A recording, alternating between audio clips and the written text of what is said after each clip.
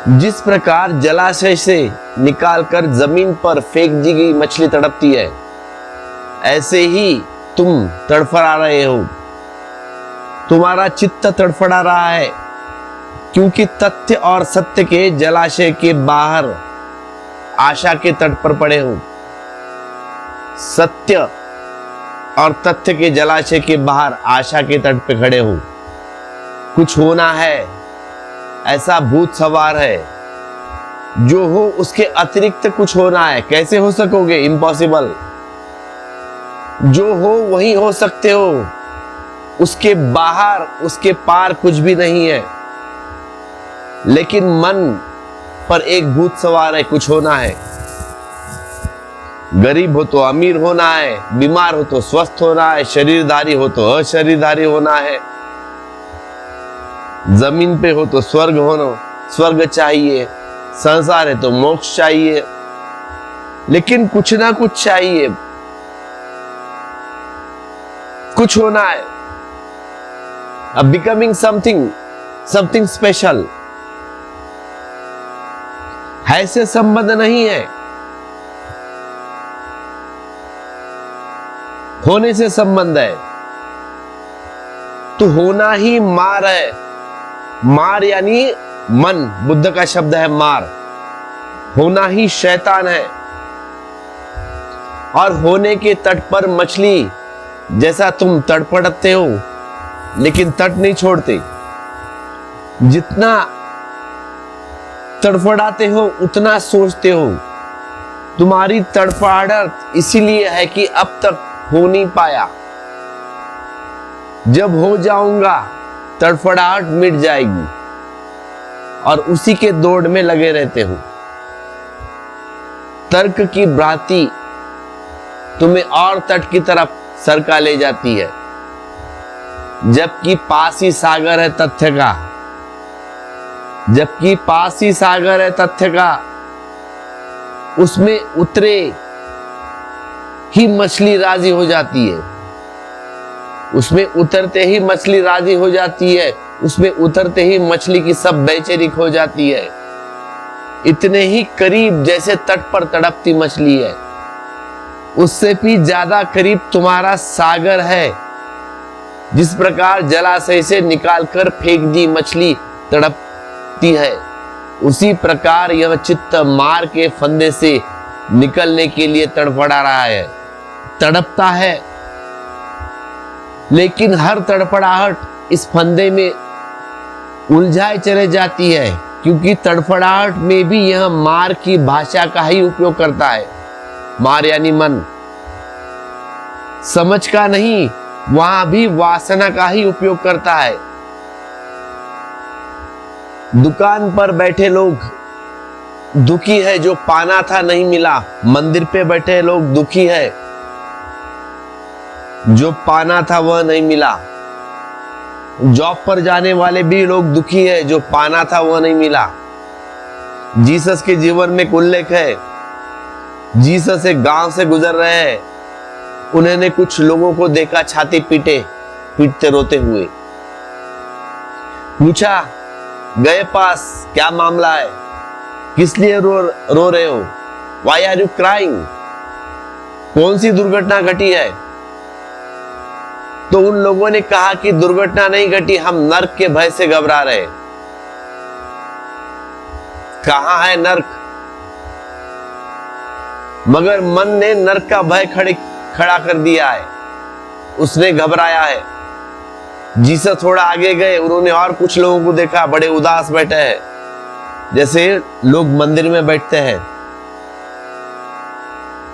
बड़े गंभीर। जीसस ने पूछा, क्या हुआ? कौन सी मुसीबत आई? कितने लंबे चेहरे बना के लिए हो ऐसे? क्या हो गया? What happen? उन्होंने कहा कि कुछ भी नहीं, हम स्वर्ग की चिंता में चिंतातुर है। स्वर्ग मिलेगा या नहीं मिलेगा?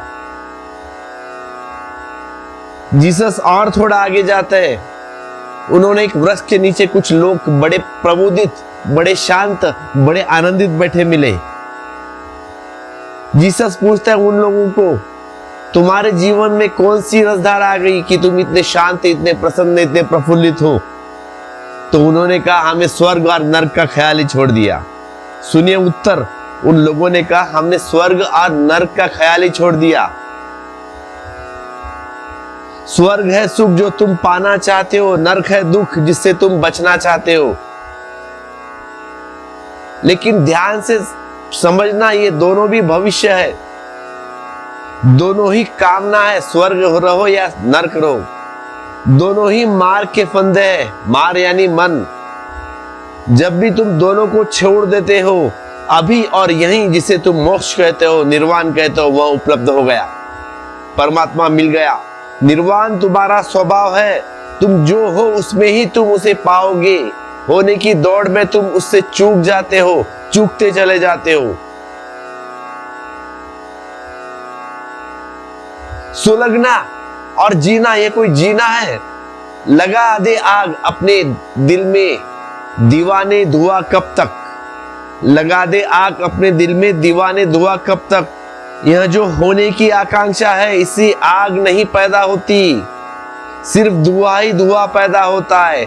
बुद्ध का एक वचन है कि वासना से भरा हुआ चित्त गीली लकड़ी की भांति है। वासना से भरा हुआ चित्त गीली लकड़ी की भांति है। उसमें आग लगाओ तो लपटें नहीं निकलती, धुआं निकलता है। लकड़ी जब सूखी होती है तब उससे लपटें निकलती है, धुआं नहीं। जब तक वासना है तुम्हारी समझ में, तुम्हारे जीवन में आग ना होगी, तुम्हारे जीवन में रोशनी और प्रकाश न होगा, धुआं ही धुआं होगा। अपने ही धुएं से तुम्हारी आंख खराब हुई जा रही है, अपने ही धुएं से तुम देखने में असमर्थ हुए जा रहे हो, अंधे हुए जा रहे हो। अपने ही धुएं से तुम्हारी आंख आंसुओं से भरी जा रही है और जीवन का सत्य तुमने दिखाई नहीं पड़ता। सुलगना और जीना, यह कोई जीना में जीना है? लगा दे आग अपने दिल में, दीवाने धुआं कब तक? लेकिन धुआं तब तक उठेगा ही जब तक कोई भी भावना, कोई भी वासना हो। धुआं तब तक उठेगा ही जब तक कोई भी वासना का गीलापन तुम में रह गया हो। लकड़ी जब गीली है धुआं उठेगा, लकड़ी से धुआं नहीं उठता, गीलेपन से धुआं उठता है। लकड़ी में छिपी हुई जल से धुआं उठता है, तुमसे धुआं नहीं उठता। तुम्हारे भीतर जो वासना है ना, वासना की आर्द्रता, गीलापन, उससे धुआं उठता है। तो त्यागी बुद्ध ने उसको कहा है जो सूखी लकड़ी की भांति है, जिसने वासना का सारा ख्याल छोड़ दिया, जिसने वासना का सारा ख्याल छोड़ दिया। अब चाहे वासना जो भी हो, लेकिन सारा ख्याल छोड़ दिया, जिसका निग्रह करना बहुत कठिन है और जो भी बहुत तरल है, हल्के है स्वभाव का, और जो जहां चाहे वह झट चला जाता है, ऐसे चित्त का नाम दमन करना श्रेष्ठ है। दमन किया हुआ चित्त सुखदायक होता है। दमन शब्द को ठीक से समझ लेना। उस दिन इसके अर्थ बहुत अलग थे और आज बहुत अर्थ अलग है। जब बुद्ध ने इसका उपयोग किया था दमन, तब अर्थ बहुत अलग था, अब अर्थ बहुत अलग है।